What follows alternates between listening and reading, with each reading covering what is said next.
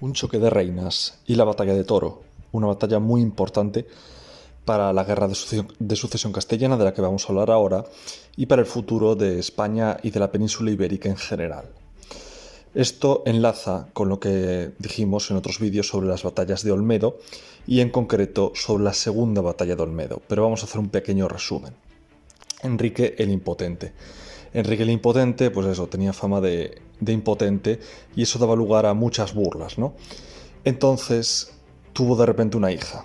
Tuvo de repente una hija, pero empezó a correr enseguida el rumor de que esa hija no era hija suya, sino que era hija de su valido, de su primer ministro, don Beltrán de la Cueva. Entonces empezaron a llamarle la Beltraneja, ¿no? Era un poquito esa la broma. Entonces un sector de la nobleza no aceptaba a esa hija como heredera, no la consideraban hija del rey. Hubo esa batalla de Olmedo y se llegó, después de la batalla de Olmedo, que quedó más o menos indecisa, se llegó a un pacto. Este pacto era el pacto de los toros de Guisando. Entonces, en este pacto, el rey concedía a la nobleza rebelde pues el renunciar a que su hija, a que Juana, que era una niña pequeña en ese momento, pues eso, renunciar a que Juana fuera la heredera al trono de Castilla. La heredera sería la hermana del rey, la hermana pequeña del rey, Isabel. A cambio, el rey, Enrique, se reservaba el derecho a, a tener a Isabel controlada y vigilada en un convento y a decidir él con quién se casaría ella. Entonces, bueno, ese fue el pacto.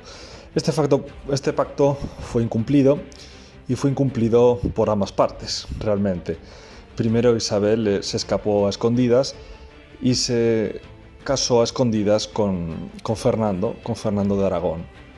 Entonces su hermano mayor, el rey, Enrique, al enterarse de esto, furioso, rompió también él su parte del pacto y volvió a nombrar a su hija Juana, que sí, en ese momento era una niña aún, pues volvió a nombrarla su heredera otra vez. Después de esto, Enrique IV murió. Enrique IV murió y en 1475 comenzaría la guerra de sucesión castellana entre los partidarios de Isabel y los partidarios de doña Juana, de la Beltraneja. La mayor parte de Castilla, en la mayor parte de los sitios se apoyaba a Isabel, aunque hubo excepciones. De hecho, hubo algún noble destacado, como el arzobispo de Toledo, así, que apoyaron a doña Juana, pero normalmente apoyaban a Isabel. El bando isabelino contaba con la ayuda de Aragón, obviamente, de su esposo, don Fernando, el joven rey de Aragón, que obviamente le interesaba también pues, acceder ahí al trono de Castilla.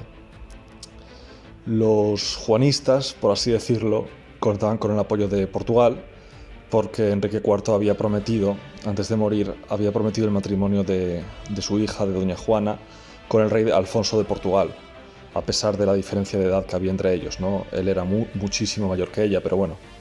Entonces, claro, al rey de Portugal, pues obviamente le interesaba hacer lo propio también, apoyar a su prometida para hacerse también con el control del trono de Castilla. Esas fueron las principales potencias externas a Castilla que intervinieron. Francia, en teoría, también apoyaba a doña Juana porque era enemiga de Aragón y no le interesaba nada que Aragón se fortaleciera uniéndose a Castilla, pero la realidad es que los ejércitos franceses no llegaron a hacer prácticamente nada. Navarra no hizo nada tampoco porque estaban inmersos en sus luchas civiles. El Reino de Granada, en teoría, apoyaría a los isabelinos, pero no se implicó ni hizo nada. Y luego ciertos enemigos de Francia, como Borgoña o Inglaterra, pues sobre el papel también apoyaban al bando isabelino, a Isabel, pero tampoco llegaron a intervenir. Las únicas potencias externas a Castilla que llegarían a intervenir serían Portugal y Aragón.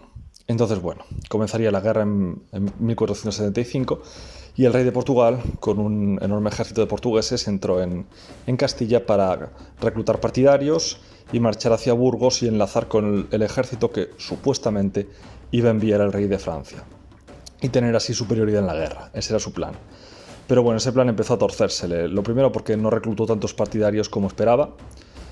Sí que reclutó algunos, pero no tantos. Su ejército, entre portugueses y entre castellanos partidarios, pues en su pico máximo, en su momento máximo, llegó a tener unos 20.000 hombres, un poco más, pero luego empezaría, con el paso de los meses, a desinflarse, por decirlo de alguna manera, entre las deserciones y entre los cambios de bando de algunos castellanos que abandonarían el bando de Juana, el bando juanista, para irse al bando isabelino, ¿no? Entonces, bueno, en su momento máximo de fuerza, el rey de Portugal no aprovechó, por falta de combatividad o falta de iniciativa, no aprovechó su superioridad.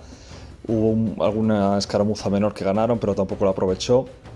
Y básicamente pasaron los meses y daba tiempo al bando isabelino a llegar allá con un enorme ejército de castellanos isabelinos y aragoneses para hacer frente a los portugueses, ¿no? Entonces, bueno, el rey de Portugal estaba asediando Zamora y recibió, mientras asediaba Zamora, que era un asedio que se le complicaba por las inclemencias del tiempo, pues mientras asediaba Zamora recibió la noticia de que el ejército isabelino, al mando de don Fernando de Aragón, pues iba hacia él. Entonces levantó toda prisa el asedio de Zamora y decidió retirarse. Pero fueron alcanzados por los isabelinos y obligados a presentar batalla en Toro, cerca del pueblo de Toro, ¿no? Parece ser que en el momento de la batalla ambas fuerzas rondaban los 10.000 hombres, un poquito más los juanistas, que eran casi todo portugueses, y unos pocos castellanos partidarios de su causa, ¿no? El bando isabelino eran castellanos y aragoneses. Ambas fuerzas se dividieron en tres partes, en tres divisiones o batallas, como era habitual en esa época, y en el centro pues había más proporción de infantería que caballería, y en las alas pues la proporción era a la inversa, ¿no?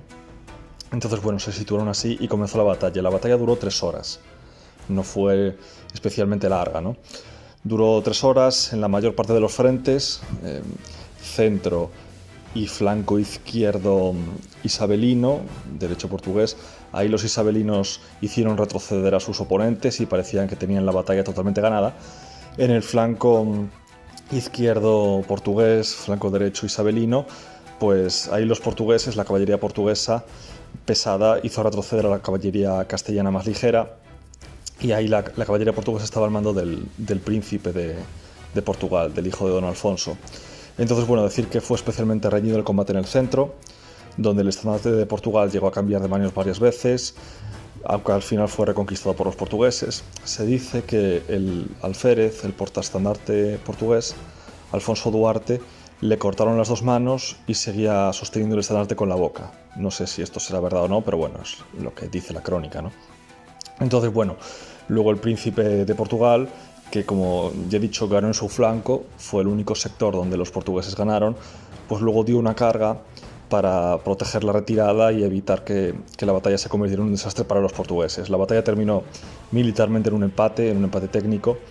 El bando juanista portugués tendría unas 900 bajas y el bando isabelino pues más o menos las mismas, quizás un poco menos, pero más o menos las mismas.